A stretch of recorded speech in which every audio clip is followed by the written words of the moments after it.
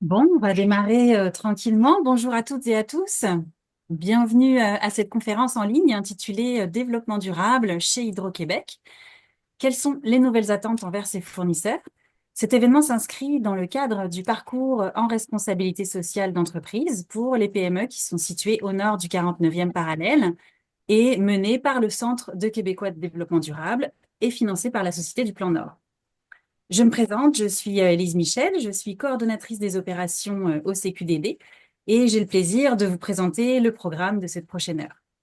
Avant de démarrer, quelques consignes. Ce webinaire est enregistré. Nous allons donc garder les micros fermés durant la présentation, mais je vous invite à noter vos questions pour pouvoir les poser à la fin, lors de la période d'échange. On y reviendra. Enfin, je tiens à remercier chaleureusement Hydro-Québec d'avoir accepté notre invitation aujourd'hui. On est particulièrement chanceux de pouvoir bénéficier de leur retour d'expérience et d'en apprendre davantage sur leurs pratiques exemplaires en matière d'approvisionnement responsable. Sans plus tarder, entrons dans le vif du sujet. Donc voici le programme. L'introduction, on y est, et la Société du Plan Nord viendra terminer quelques mots justement d'introduction. Ensuite, Madame Céline Baird, conseillère en approvisionnement responsable chez Hydro-Québec, prendra la parole pour vous présenter les nouvelles attentes d'Hydro-Québec en matière de développement durable envers ses fournisseurs. Ensuite, j'interviendrai pour vous présenter en quelques minutes le parcours en responsabilité sociale d'entreprise destiné aux PME du territoire nordique. Et enfin, nous aurons une période d'échange, donc je vous invite à retenir vos questions et commentaires à cette période-là. Vous serez invité à ce moment-là à lever la main et à prendre la parole ou à écrire dans l'espace commentaire vos questions. Ma collègue Mélissa prendra le relais. J'invite donc à présent Samuel Pépin-Guilbert, qui est conseiller en développement durable et coordonnateur de ce projet à la Société du Plan Nord, à prendre la parole pour quelques mots d'introduction. Oui, bonjour à tous, bonjour à toutes. Pour ceux qui connaissent plus ou moins la Société du Plan Nord, je me permets de glisser quelques mots concernant la mission de la Société du Plan Nord. But premier de la société, en fait, là, c'est de contribuer au développement des communautés qui sont situées sur le territoire nordique. Quand on parle du territoire nordique, c'est au nord du 49e parallèle, donc un peu plus au nord du Saguenay-Lac-Saint-Jean. Puis en contribuant au développement des communautés, évidemment, on accompagne, on soutient les entreprises qui sont situées sur le territoire nordique. Et puis, justement, en travaillant avec les entreprises qui sont situées sur le territoire nordique, on s'est rendu compte aussi que de plus en plus, il y avait de plus en plus d'exigences là en développement durable de la part des grands donneurs d'ouvrages à l'endroit des fournisseurs et des sous-traitants sur le territoire nordique. À la Société du Plan Nord, on a décidé de mettre en place une initiative qui permet d'aider justement les entreprises qui sont situées sur le territoire nordique à intégrer la responsabilité sociale dans leur modèle d'affaires. Et puis, on a commencé cette initiative-là en 2023. Et puis, pour l'instant, c'est un grand succès. On est très satisfait. Euh, il y a 9 entreprises du territoire nordique qui ont participé à la première cohorte, donc se sont fait accompagner par le Centre québécois de développement durable. Et puis, il y en a certaines d'entre elles qui ont justement terminé cet accompagnement-là. Donc, ça, c'est une première option qu'on offre. Puis, on offre également aussi là, l'accès à l'activateur là, pour des entreprises qui souhaitent faire leur propre diagnostic, leur propre plan d'action également en matière de responsabilité sociale. Donc, on est très content d'offrir cette opportunité-là pour les entreprises qui sont situées sur le territoire nordique. Et puis, si vous avez des questions, n'hésitez pas à me contacter ou bien à contacter également là, Élise Michel là, qui va pouvoir répondre à vos questions concernant cette belle initiative-là en responsabilité sociale. Sur ça, je te remets la parole ou Élise ou bien Céline. Merci. Merci beaucoup, Samuel. Donc maintenant, j'ai le plaisir de vous présenter Céline Baird, titulaire d'un DESS en gestion et développement durable d'HEC Montréal. Céline Baird a rejoint l'équipe d'approvisionnement responsable d'Hydro-Québec début 2023. Son rôle est d'aider les conseillers et les conseillères approvisionnement à intégrer des critères de développement durable dans les contrats et dans la sélection des fournisseurs. Convaincue que l'approvisionnement responsable contribue au développement de modèles d'affaires positifs et durables, elle aime échanger sur les attentes et la vision d'Hydro-Québec en la matière afin de créer un effet d'entraînement sur le marché québécois. Avant de s'orienter vers le développement durable, Céline était consultante senior en recherche marketing, domaine dans lequel elle a œuvré de nombreuses années, notamment pour la maison de sondage CROP. Cette expérience professionnelle l'a amenée à accompagner des entreprises de secteurs variés dans la compréhension des besoins de leur clientèle et la réflexion stratégique liée au positionnement de leur marque. Céline À présent, la parole est à vous. Je vais arrêter le partage d'écran. Merci beaucoup, Élise. Bonjour à toutes et à tous. Je vais juste m'assurer que je partage correctement mon écran avant de commencer. Juste peut-être, Élise, me confirmer quand c'est bon. OK, parfait.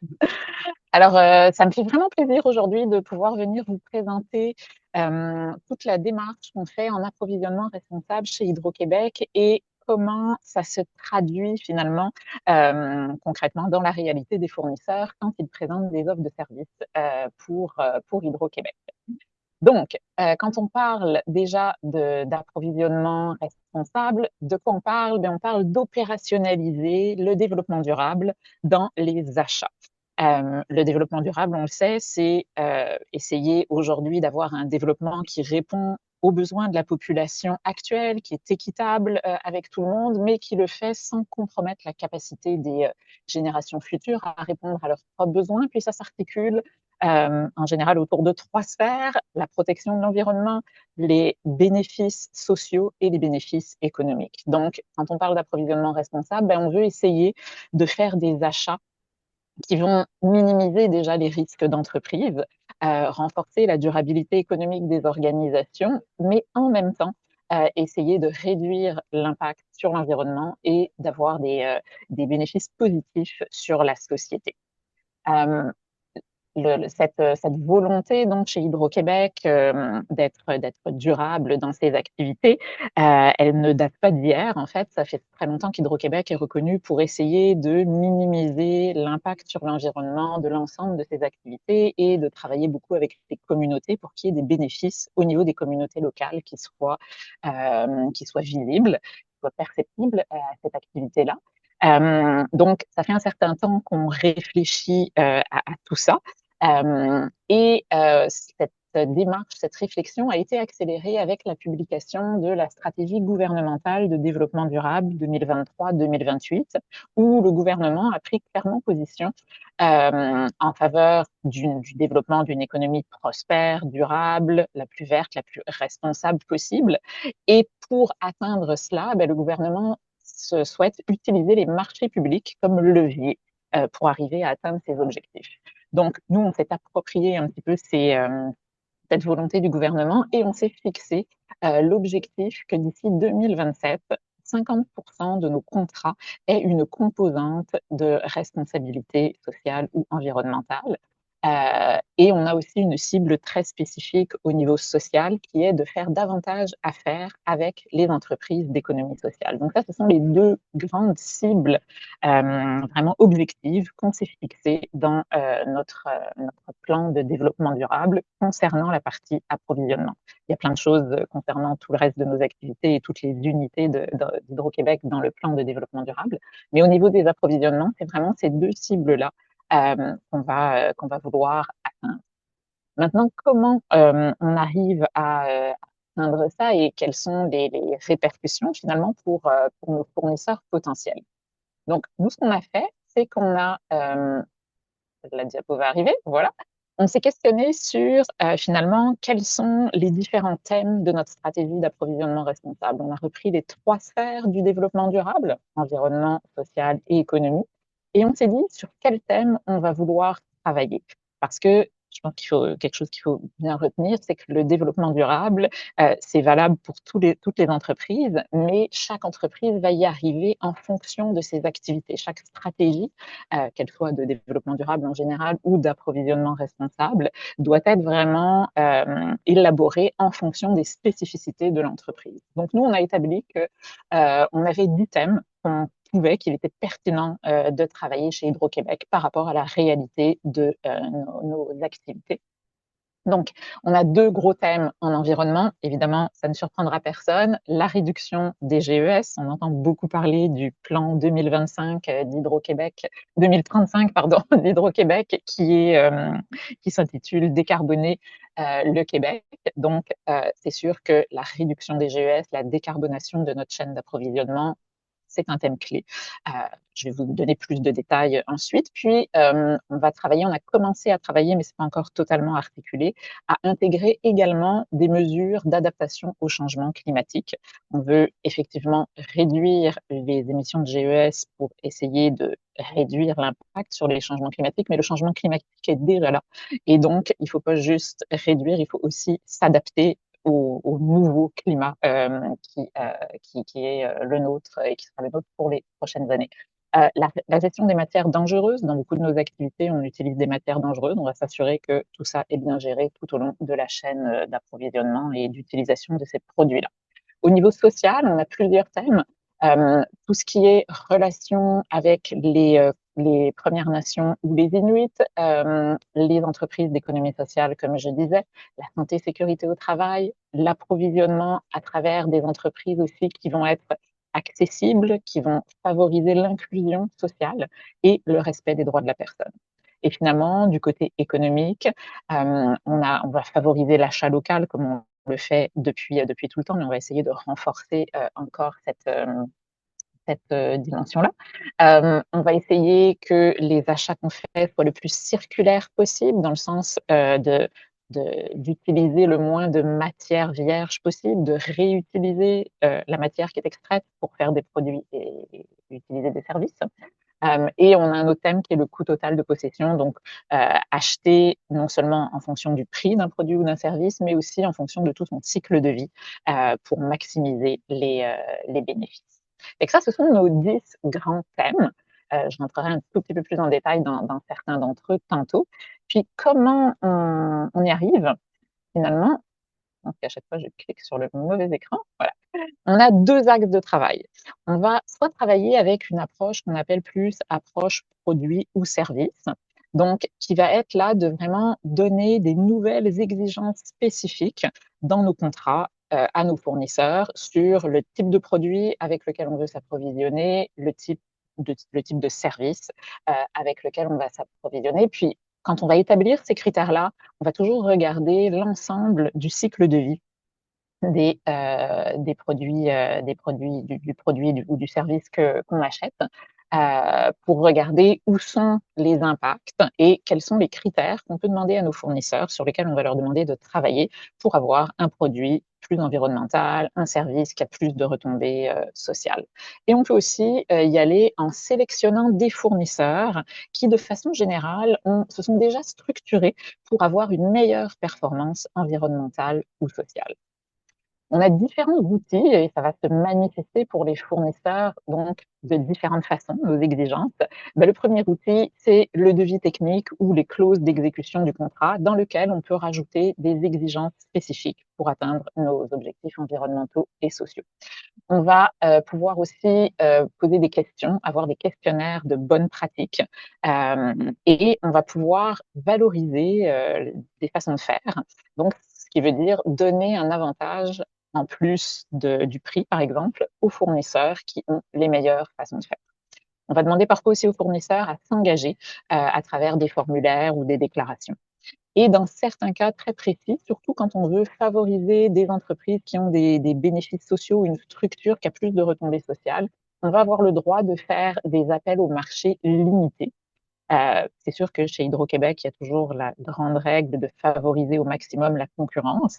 Donc, favoriser au maximum des appels au marché qui vont permettre à un grand nombre de fournisseurs de répondre. Mais dans certains cas précis, on va pouvoir limiter un peu ça pour aller chercher des entreprises qui ont des avantages sur le plan environnemental ou social. Donc, je vais commencer par les mesures qui sont déjà existantes et qui s'appliquent déjà à l'ensemble des entreprises fournisseurs d'Hydro-Québec, qui sont nos questionnaires de bonnes pratiques auxquels on a associé des exigences ou des possibilités, des avantages. On a 2 questionnaires de bonnes pratiques à l'heure actuelle. Un questionnaire en santé sécurité au travail qui va s'appliquer au marché de services dans la majorité des cas. Parfois, ça peut s'appliquer aussi au marché de biens quand il y a une installation de biens sur un site d'Hydro-Québec et qu'on juge qu'il y a un risque associé à ça. Donc, on a un certain nombre de marchés pour lesquels on a établi qu'il y avait un risque modéré ou élevé lorsque le fournisseur venait sur des sites d'Hydro-Québec. Donc, pour ces marchés-là, le questionnaire en santé-sécurité au travail va devoir être rempli. Et aujourd'hui, depuis l'automne passé, ce questionnaire pour ces marchés-là est une condition d'admissibilité. Il faut absolument l'avoir rempli pour pouvoir qu'Hydro-Québec puisse analyser votre offre de service. Donc, si vous vous retrouvez sur un de ces marchés, c'est très important de le savoir à l'avance. Donc, non seulement c'est une question, un critère d'admissibilité, mais c'est également associé à une bonification. C'est-à-dire qu'on va donner un avantage aux fournisseurs qui auront eu les meilleures notes à ce questionnaire-là. Donc, il y a une double contrainte, une contrainte bénéfice, on va dire, associée à ce questionnaire-là. On a un autre questionnaire qui est un questionnaire de développement durable qui va toucher l'ensemble des 10 thèmes, de nos 10 thèmes d'approvisionnement responsable. Et là, c'est un questionnaire où on va demander aux fournisseurs de nous répondre sur leurs pratiques de développement durable. Ça va être associé à l'obtention d'une note sur 100, tout comme le questionnaire SST. Et cette note-là va également être valorisée dans l'analyse des propositions des fournisseurs. Ce questionnaire-là, pour le moment, il est facultatif. Ça veut dire que vous pouvez ou non choisir de le remplir lorsque l'on vous le demande dans l'appel au marché. Si vous ne le remplissez pas, on va quand même continuer à analyser votre offre de service, mais on va vous mettre la note 0. Donc, on a une quinzaine de questions dans chacun de ces deux questionnaires. Parfois, les deux sont demandés. Parfois, il n'y en a qu'un des deux qui est demandé, dépendamment du marché. Et vraiment, l'objectif, c'est de voir comment vous êtes structuré de façon générale, soit en santé sécurité, soit en développement durable.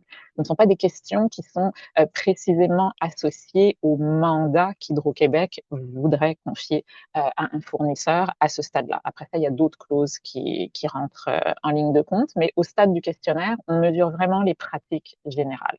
Ces questionnaires doivent être remplis sur la plateforme d'un partenaire externe. Je vous expliquerai le processus dans quelques instants.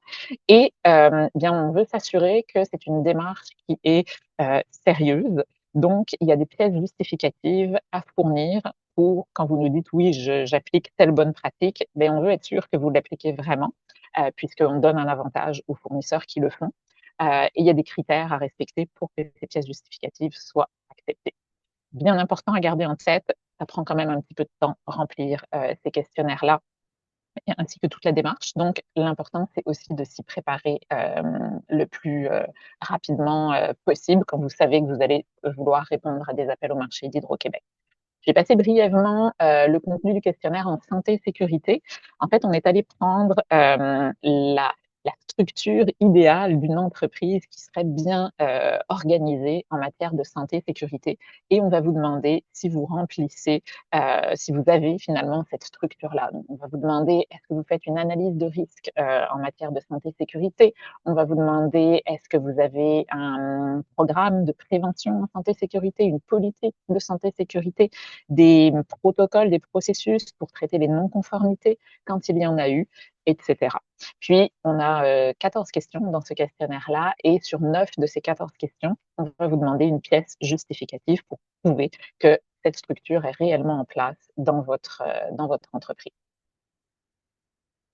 Le questionnaire de santé-sécurité, comme je vous disais, depuis l'automne dernier, c'est un critère d'admissibilité sans note de passage. Donc, ce que ça veut dire, c'est qu'il faut le remplir pour qu'Hydro-Québec puisse analyser votre offre de service. Si vous ne le remplissez pas, on ne pourra plus analyser votre offre de service. Par contre, on ne demande pas un niveau minimal. À la limite, vous pourriez ne rien avoir en santé-sécurité.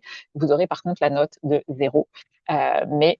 Oups, excusez-moi, j'ai effleuré quelque chose et voilà. Okay. On revient donc sur la séquence de déploiement. Donc, jusqu'en juillet prochain, ça va rester comme ça, un critère d'admissibilité sans note de passage sur la majorité des marchés qui ont été jugés à risque élevé ou modéré. Par contre, à partir de juillet 2025, ça va devenir progressivement jusqu'en janvier 2026 un critère d'admissibilité avec note de passage. Donc, on va y aller progressivement avec les marchés qui sont le plus proches d'être prêts à avoir, où tous les fournisseurs ou la majorité des fournisseurs sont prêts à avoir cette note de 70%, et on va commencer à l'exiger de cette manière-là pour qu'en janvier 2026, sur tous les marchés à risque élevé ou modéré, on puisse l'exiger à tous nos fournisseurs. Donc, au niveau prévisibilité, ça vous donne quand même un échéancier assez précis pour vous préparer si vous pouvez être dans ces marchés-là. Tous ces marchés-là sont indiqués sur notre site web. Je vous montrerai ça plus tard. Il y a quelques marchés qui déjà demandent ce critère-là. Ce sont des marchés de construction et des marchés de transport aérien. Au niveau de notre questionnaire en développement durable, là vraiment, on est allé chercher les 3 grandes sphères sur lesquelles on souhaite que nos entreprises fournisseurs se structurent, qui sont la sphère de la gouvernance, donc comment on intègre dans toutes les activités, dans notre stratégie d'entreprise et dans toutes nos activités et nos processus, le développement durable. On a des questions sur est-ce que l'entreprise a cherché à bien évaluer ses impacts sur l'environnement et qu'est-ce qu'elle a pris comme mesure pour essayer de les minimiser.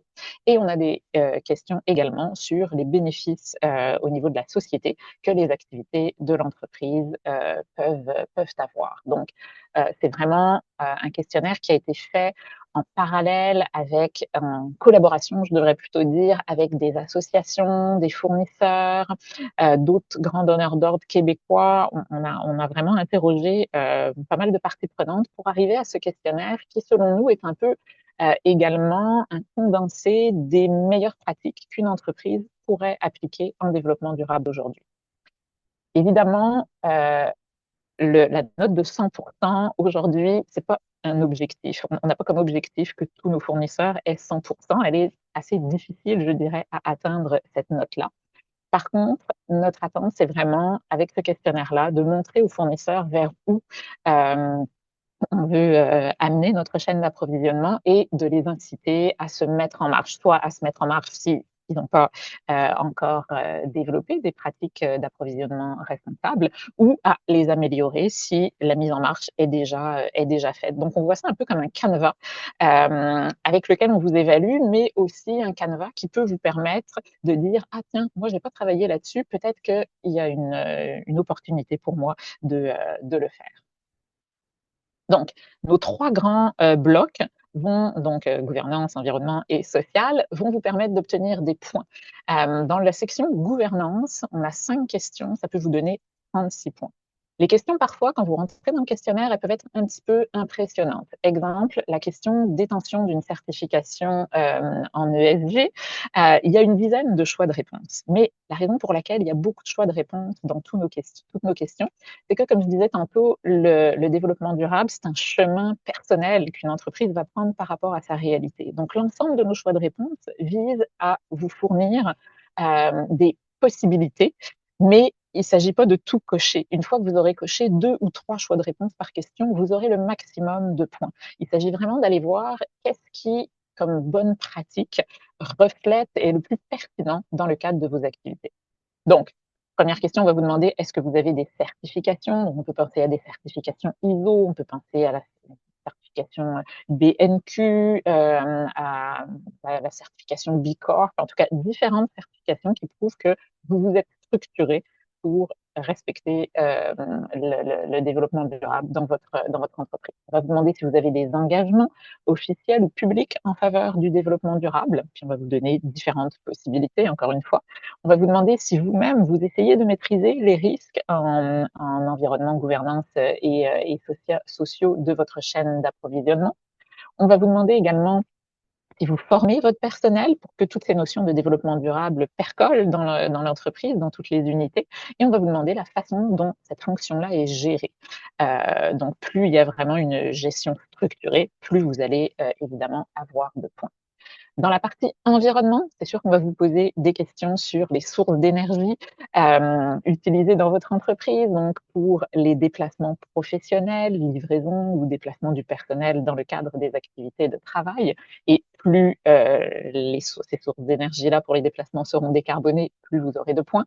On va vous demander également quelles sont les initiatives que vous prenez. Est-ce que vous en avez pris déjà des initiatives pour mesurer vos émissions de VES et les réduire? Est-ce que vous avez pris des mesures également pour réduire l'impact environnemental de vos activités au niveau de la gestion des ressources, gestion de l'eau, gestion des matières premières, gestion des matières résiduelles? Donc, dans toutes ces questions-là, On vous donne, encore une fois, une liste de choix de réponses. Puis, une fois que vous en avez coché quelques-uns, normalement, vous avez le maximum des points. Donc, pour être bon dans ce questionnaire, en fait, il faut être quand même avancé déjà sur les trois sphères, gouvernance, environnement et social. Au niveau social, je dirais que celle-là, c'est la section où c'est le plus difficile d'obtenir des points parce que vu qu'Hydro-Québec a pris un engagement envers les entreprises d'économie sociale, envers les communautés des Premières Nations ou Inuits, il y a des points qui sont presque réservés pour ces types d'entreprises-là. Donc, ça va les favoriser un petit peu. Ça correspond à un engagement qu'on a pris par rapport à la société. Donc, la première question sur la vocation sociale, ben, on va vous demander, êtes-vous une entreprise d'économie sociale ou est-ce que vous êtes une entreprise adaptée, une entreprise d'insertion? Donc là, vous pouvez obtenir des points si vous l'êtes. Alors, ça va concerner un tout petit nombre une toute petite proportion, je veux dire, d'entreprises par rapport à l'ensemble des entreprises au Québec. Ensuite de ça, on va vous demander si vous avez des engagements envers la collectivité. Donc, est-ce que vous favorisez le bénévolat? Vous avez des partenariats avec des organisations pour lesquelles qui ont des retombées sociales? Est-ce que vous êtes familier avec les principes d'EDI? Est-ce que vous les appliquez? Donc, équité, diversité, inclusion. Est-ce que vous les appliquez dans vos pratiques? Et après ça, les deux dernières questions vont aller favoriser les entreprises qui sont détenues en tout ou en partie par des membres des Premières Nations ou Inuits ou qui incluent dans leur main-d'œuvre des membres des Premières Nations ou Inuits. Au niveau de la séquence de déploiement du questionnaire de développement durable, là, les choses sont encore en réflexion. Pour le moment, et c'est certain jusqu'au moins en 2026, ça va rester un critère de valorisation. Ça va être demandé dans un nombre croissant d'appels au marché. On va vous demander de le remplir et on va potentiellement, on va utiliser finalement le résultat que vous aurez obtenu pour vous donner des points. Quand est-ce que ça va devenir un peu plus exigeant? Est-ce que c'est en 2027? Est-ce que c'est en 2026? Est-ce qu'on va y aller avec juste un critère d'admissibilité sans note de passage? Est-ce qu'on va demander peut-être des exigences spécifiques, marché par marché et pas à tout le monde? C'est encore en cours de réflexion, mais sachez que c'est sûr que ça va devenir plus exigeant assez rapidement, on va dire, dans le temps. Quand je parle de on va valoriser votre note, on s'est rendu compte que c'était pas toujours très clair pour certains fournisseurs. Qu'est-ce que ça veut dire exactement valoriser la note? Et que je vous ai fait deux exemples chiffrés ici. On a deux grands types d'appels au marché. Il y en a qu'on appelle des appels au marché simples dans notre langage interne qui correspondent à la recherche du plus bas soumissionnaire conforme. Dans ce cas-là, on va utiliser ce qu'on appelle une marge préférentielle qui va s'appliquer sur la note que vous aurez obtenue au questionnaire DD, donc la note sur 100 que vous aurez obtenue au questionnaire DD. Donc, je vous prends un exemple. Mettons, exemple très simple, on a deux fournisseurs. Le premier nous soumet une offre de service à 100 000 $, le deuxième à 95 000 $. Dans cet appel au marché-là, on avait demandé aux fournisseurs de remplir le questionnaire développement durable et on y applique ce qu'on appelle une marge préférentielle de 10%. Ce que ça veut dire, c'est qu'on va aller voir que vous avez bien rempli votre questionnaire de développement durable. Dans mon exemple, les deux fournisseurs l'ont rempli, mais il y en a un qui a obtenu une bonne note, 70%, et il y en a un qui a obtenu une note qui est plus en début de structuration. Il a obtenu la note de 10%. Ce qu'on fait, c'est qu'on prend ce pourcentage-là, on applique notre pourcentage de marge préférentielle, 10%. Donc 10% pour le premier fournisseur qui avait obtenu la note de 70, ça nous donne une marge de 7%. Et 10% pour le deuxième fournisseur qui avait une note de 10%, ça donne une marge de 1%. On applique cette marge sur le prix soumis, ça nous donne une déduction fictive qu'on va juste utiliser pour fin d'analyse des propositions. Donc, le prix final sur lequel on va se baser pour prendre notre décision de fournisseur, ça va être le prix soumis moins la marge préférentielle. Donc, dans le cas du fournisseur numéro 1, ça nous donne un 93 000 $. Dans le cas du fournisseur numéro 2, ça nous donne un 94 050 $. Une fois qu'on a déduit cette marge préférentielle, c'est le fournisseur numéro 1 qui sort avec la meilleure combinaison prix et développement durable. Et c'est donc lui qu'on va choisir, même s'il va quand même nous charger 100 000 $. On fait la même chose avec quand on est dans un appel au marché où on a une analyse de grille multicritères. Simplement, on calcule ça en points. Donc, on a, mettons, un 10 points qu'on pourrait appliquer et ça va être, on va calculer ce pointage-là en fonction de la note avec la même méthode de calcul. Et donc, ce que ça veut dire, c'est qu'on accorde un poids au développement durable dans la sélection de nos fournisseurs. En général, ce poids-là, c'est toujours autour de 10%, toujours quand c'est en marge préférentielle. Quand c'est dans une grille pondérée, ça peut aller un petit peu plus loin dans des cas précis, mais en général, c'est toujours à peu près un 10% du poids du choix qui est appliqué pour le développement durable. Le processus, je ne vais pas rentrer dans les détails de ça, mais le processus pour remplir ce questionnaire, il y a différentes étapes. Ce qui est bien important de retenir, c'est qu'il faut s'y prendre à l'avance parce que vous devez déjà vous inscrire à la plateforme du partenaire externe.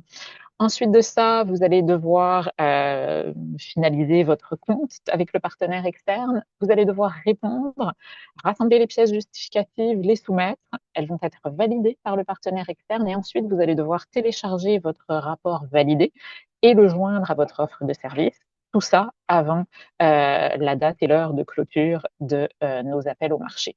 Donc, il y a des délais associés à ça à différents moments. Au niveau de l'inscription, il y a au moins 24 heures et au niveau de la validation de vos pièces justificatives, ça peut aller jusqu'à 48 heures, dépendamment de s'il y a beaucoup de fournisseurs qui demandent une validation en même temps ou pas. Donc, il faut toujours considérer que ça va être au moins 48 heures, comme ça, vous êtes, ça va fonctionner, disons. Donc, je dirais que le plus tôt on peut s'y mettre, le mieux c'est. Les endroits où c'est un peu glissant, on va dire, où il y a potentiellement des risques d'erreur, c'est au niveau des pièces justificatives et du téléchargement après dans notre plateforme. Vous avez du support sur notre site web. En fait, si vous tapez Hydro-Québec fournisseur, vous allez arriver sur un site web où il y a beaucoup, beaucoup d'informations pour les fournisseurs. Et on a des pages là-dedans réservées aux évaluations santé, sécurité au travail et développement durable. Et très bientôt, on va avoir un guide de développement durable. Très bientôt, c'est la semaine prochaine, normalement mercredi, si tout se passe bien.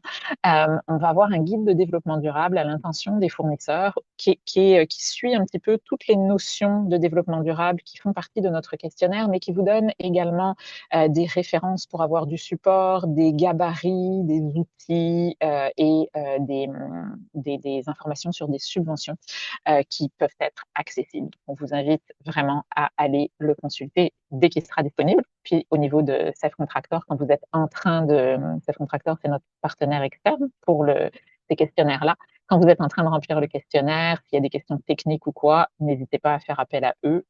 Ils sont là pour vous aider. Autres exigences actuelles ou appelées à se développer. Les droits de la personne. Comme vous le savez, probablement, si vous ne le savez pas, je vous l'annonce, il y a eu une loi au niveau canadien qui est sortie en 2023, je crois, qui est la loi S211 pour contrer le travail forcé, le travail des enfants dans les chaînes d'approvisionnement.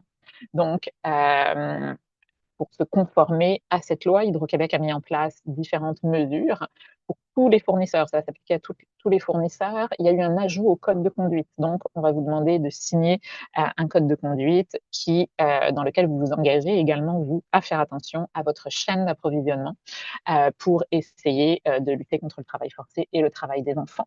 On va vous demander également de remplir quelques questions dans notre déclaration obligatoire de conflit d'intérêts, un document que vous devez remplir à chaque fois que vous faites affaire avec Hydro-Québec. Donc, on va vous demander d'avoir pris connaissance de cette loi et de voir qu'au meilleur de votre connaissance, vous n'êtes pas sur la liste des fournisseurs qui ont eu des sanctions. Ou de déclarer des situations qui pourraient être potentiellement dommageables, aller à l'encontre de la loi. Puis pour les marchés qui sont estimés le plus à risque en matière de droits de la personne, donc les marchés où on sait que la chaîne d'approvisionnement, elle passe par des pays qui respectent moins traditionnellement les droits de la personne que des pays comme le Canada.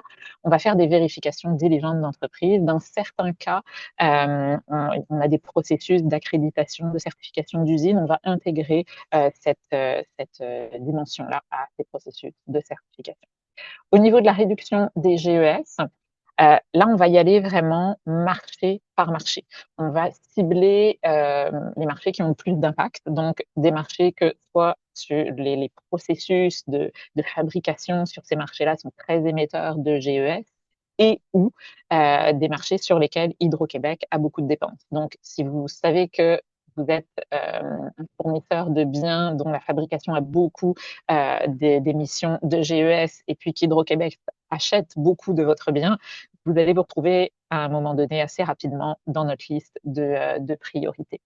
Qu'est-ce qu'on peut faire pour ça? Ben, ça va vraiment être dans l'élaboration de nos requis techniques ou de nos clauses contractuelles. On va considérer un petit peu les émissions de gaz à effet de serre et mettre des critères, des requis spécifiques pour tenter de les diminuer. Soit ça peut être des requis exigés dès le départ, ou ça peut être des requis sur lesquels on va demander aux fournisseurs de se positionner et de s'améliorer pendant la durée du contrat. À travers différentes clauses contractuelles, on pourrait demander aux fournisseurs d'établir des cibles pour réduire les GES associés à la production du bien qu'il va nous fournir. On pourrait lui demander d'adhérer à des programmes d'efficacité énergétique qui sont offerts par Hydro-Québec ou des programmes de gestion de puissance. Il y a vraiment tout un paquet de choses qu'on pourrait demander. Puis, quand on va le demander dans le cadre des clauses contractuelles, ben, ça va toujours être un travail qu'on va faire de pair avec le fournisseur. Donc, on lui demande de s'engager sur des cibles. On va vérifier est-ce que ces cibles nous semblent suffisamment exigeantes, est-ce qu'elles nous semblent réalistes aussi. On ne veut pas que le fournisseur s'engage sur quelque chose d'irréaliste. Donc, ça va être vraiment un travail de collaboration qu'on va faire avec le fournisseur. Au niveau de l'économie circulaire, donc l'idée de l'économie circulaire, c'est vraiment de sortir de l'économie traditionnelle qui a tendance à être linéaire. On veut fabriquer un produit, alors on va extraire des ressources, on va transformer ces ressources, on va transporter le produit, on va utiliser le produit, puis finalement on va l'envoyer à l'enfouissement. Ça crée énormément d'impact, autant GES qu'au niveau des matériaux et ça épuise les ressources. Donc, on va chercher à voir dans nos marchés quels sont ceux qui ont un gros impact matériel et qui sont déjà matures pour leur demander, exiger ou demander une évolution au niveau des pratiques en économie circulaire. On a déjà commencé puis je dirais que notre équipe de construction, rénovation de bâtiments administratifs est la plus avancée à ce niveau-là. Et donc, on a déjà commencé à demander aux fournisseurs de nous fournir des biens reconditionnés, comme par exemple des fauteuils, du matériel de bureau, et à mettre aussi des clauses de conception ou de construction qui vont favoriser l'économie circulaire dans la construction ou la rénovation de bâtiments. Les autres initiatives en cours, bon, comme je vous disais, on veut favoriser les entreprises d'économie sociale, mais aussi les entreprises de la diversité. Donc, si vous êtes une entreprise qui coche ces cases-là, vous pouvez l'indiquer quand vous vous inscrivez comme fournisseur à Hydro-Québec sur notre plateforme fournisseur. Il y a différentes cases que vous pouvez remplir pour voir si vous avez un attribut finalement de responsabilité sociale à ce niveau-là. On commence un mandat en se mettant en collaboration avec des partenaires, d'autres donneurs d'ordre publics pour essayer d'uniformiser aussi les critères qu'on va demander à nos fournisseurs au niveau de l'approvisionnement responsable. Et on s'associe, on a créé notre guide de développement durable, mais on s'associe également avec des organismes comme le CQDD, la Société du Plan Nord, l'association, la IEQ, donc l'association des fournisseurs électriques, pour supporter la réalisation de cohortes en matière de développement durable. Donc, en conclusion, nous, on vous encourage vraiment à vous inspirer de tous les éléments de notre stratégie d'approvisionnement responsable pour vous structurer, pour prendre des mesures, intégrer des mesures de développement durable dans vos activités, parce que ça va nous aider, mais on pense que ça va vous aider aussi. C'est une situation un peu gagnant-gagnant. Vous allez pouvoir mieux vous positionner sur le marché, parce que de plus en plus de donneurs d'ordre vont demander ces éléments-là. Vous allez pouvoir intégrer des valeurs fondamentales dans votre culture d'entreprise et en général, c'est très associé à la rétention des employés, à la motivation des employés. Vous allez anticiper l'évolution des réglementations. Il y a beaucoup de réglementations qui sont maintenant en place en Europe, qui s'en viennent vers l'Amérique du Nord à ce niveau-là, au niveau du développement durable. Et vous allez gagner en résilience en période d'incertitude. Puis Dieu sait qu'on est en période d'incertitude aujourd'hui. Alors, ça fait le tour de ce que je voulais vous présenter aujourd'hui. J'ai dépassé un tout petit peu mon temps. Merci beaucoup de votre attention et je repasse la parole à Élise. Je Merci vais beaucoup. départager, je pense, arrêter le partage. Voilà. Parfait, je vais partager à mon tour. Merci beaucoup Céline. Merci vraiment, c'était très intéressant et super instructif. J'espère que ça a mieux éclairé les entreprises qui participent aujourd'hui.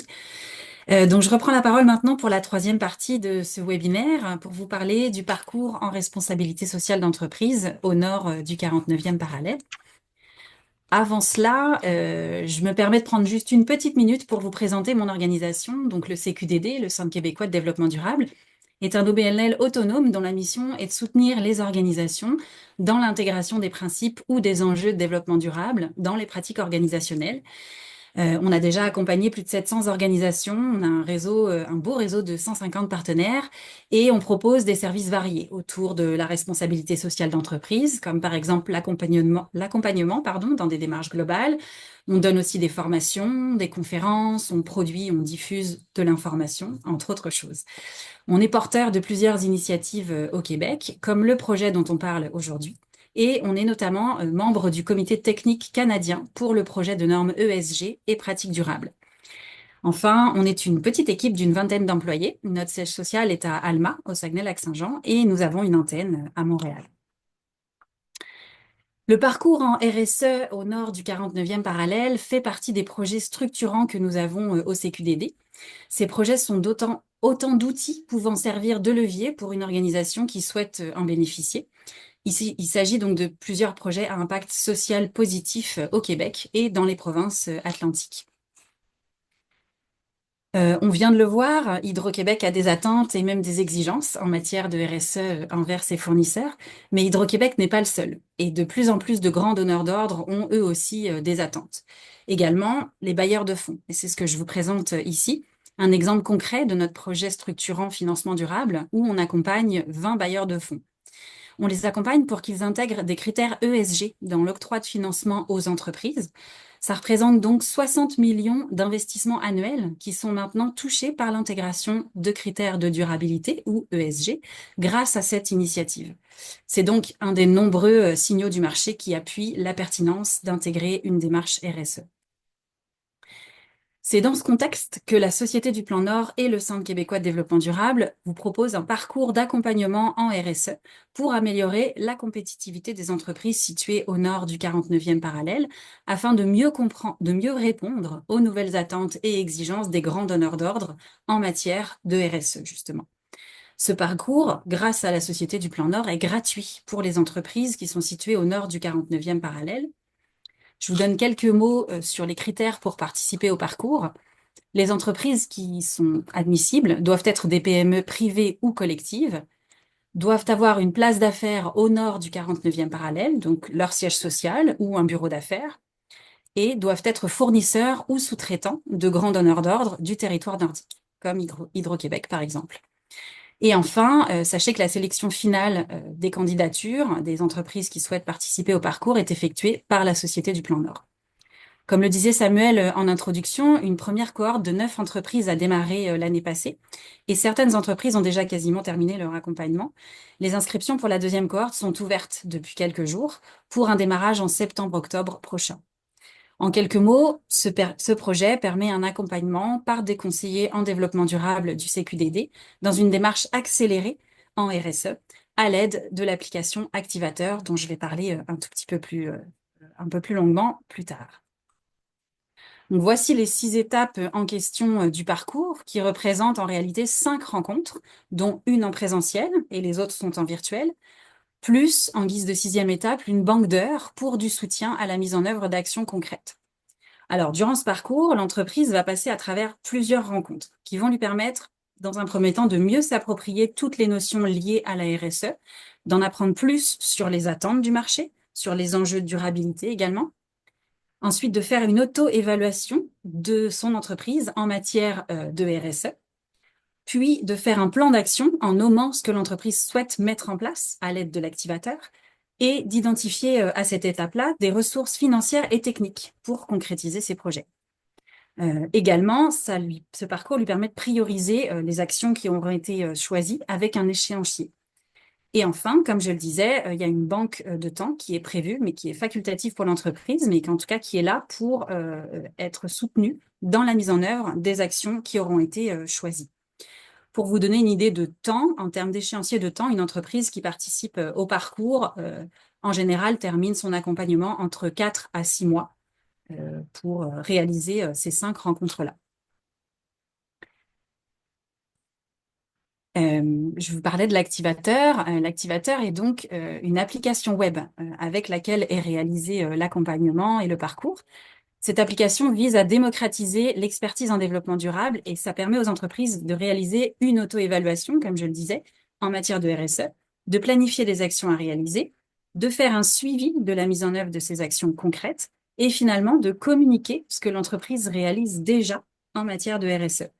C'est vraiment un outil qui est adapté aux réalités sectorielles des entreprises et qui est offert gratuitement dans le cadre du parcours dont on parle aujourd'hui.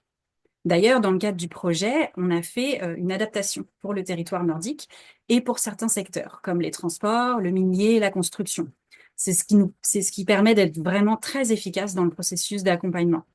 D'ailleurs, il y a des licences disponibles pour les entreprises du territoire nordique qui souhaiteraient avoir accès à l'activateur pour réaliser leur auto-évaluation et leur plan d'action, mais de manière autonome, c'est-à-dire sans participer au parcours. Je vous invite à nous contacter si vous êtes intéressé. Et enfin, sachez qu'en passant, l'activateur est déployé par plusieurs partenaires économiques à travers tout le Québec. Je voulais également vous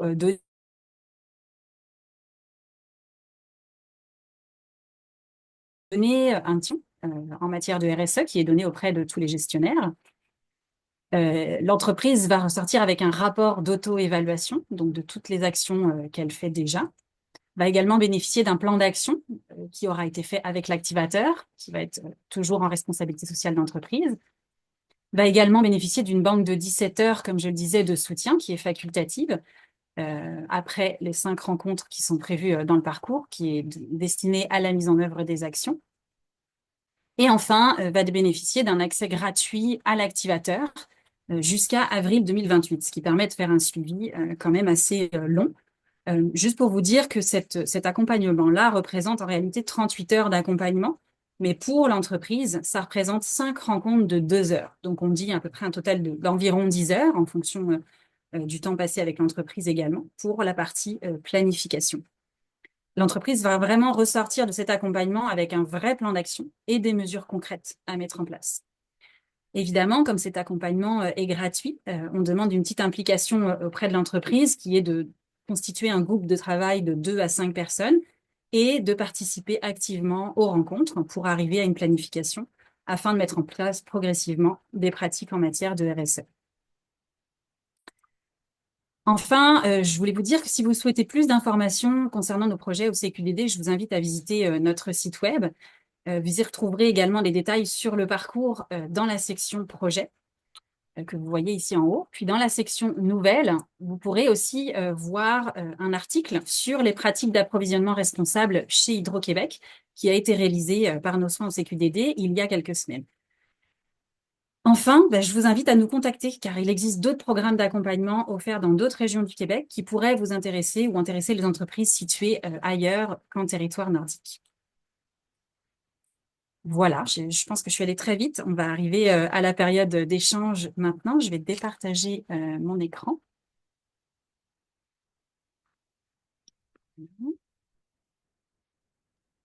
vais inviter Mélissa à nommer les personnes. Si vous avez des questions, c'est le moment. On est là pour vous, que ce soit pour Céline pour la présentation d'Hydro-Québec ou bien pour moi pour le parcours.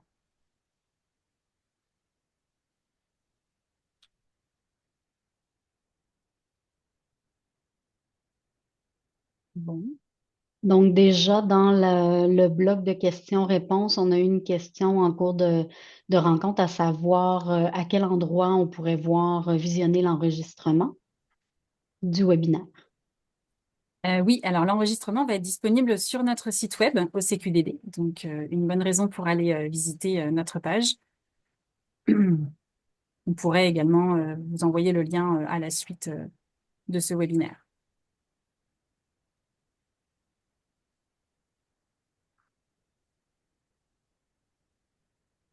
Bon. Allez-y, il n'y a vraiment pas de mauvaises questions, ou alors c'est que tout a été très très clair.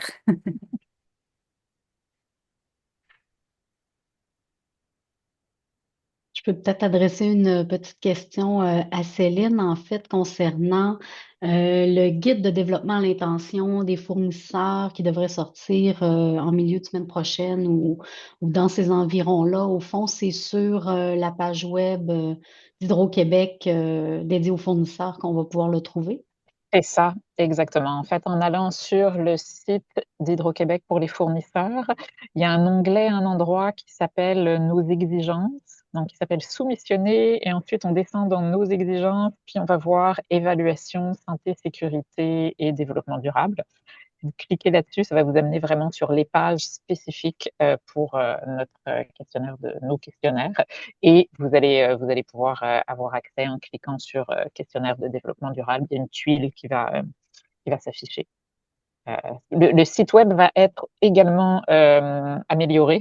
Donc, à l'heure actuelle, vous ne le voyez pas ce que je suis en train de vous dire, là, mais vous allez le voir à partir de la semaine prochaine. Les pages ont été révisées en même temps qu'on a créé le guide pour que ce soit plus clair pour les fournisseurs. Eh bien, merci Céline. On demande également, est-ce que cette présentation existe en anglais? Non, cette présentation-là que je viens de faire aujourd'hui n'existe pas en anglais. Pour tout ce qui est questionnaire santé, sécurité au travail, questionnaire développement durable, nos pages web sont partiellement en anglais. À partir de la nouvelle version de la semaine prochaine, les séances d'information, pas les séances d'information, les aides à la tâche, pas mal d'explications qui étaient actuellement uniquement en français vont être données en anglais. Les séances d'information, par contre, toutes les communications directes qu'on fait comme ça n'existent pas en anglais, elles n'existent qu'en français à cause de la charte de la langue française du Québec. D'accord, merci. Et Élise, par rapport au parcours, étant donné que la question était générale, par rapport au parcours d'accompagnement, entre autres, est-ce que, il y a de l'information disponible en anglais? Oui, tout à fait, puisque on a déjà effectué une présentation en partie en anglais. Donc oui, c'est possible de l'avoir en effet en anglais. Je vous invite à me contacter, la personne qui a posé cette question.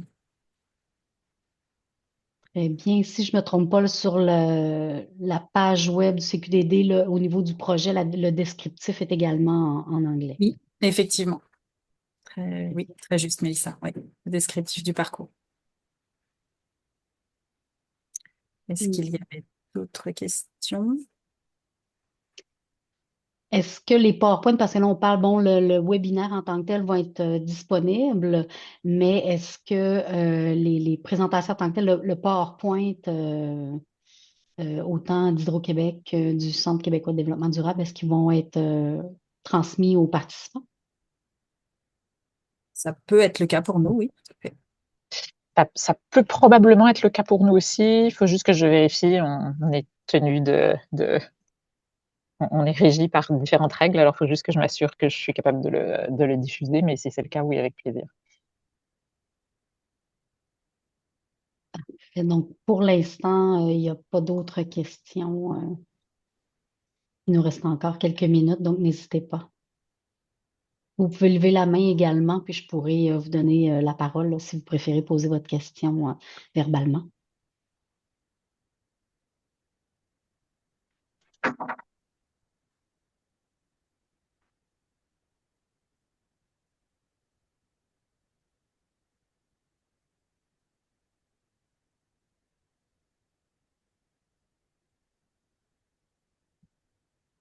Donc, sinon, on a un commentaire. On nous remercie pour toutes ces informations très pertinentes.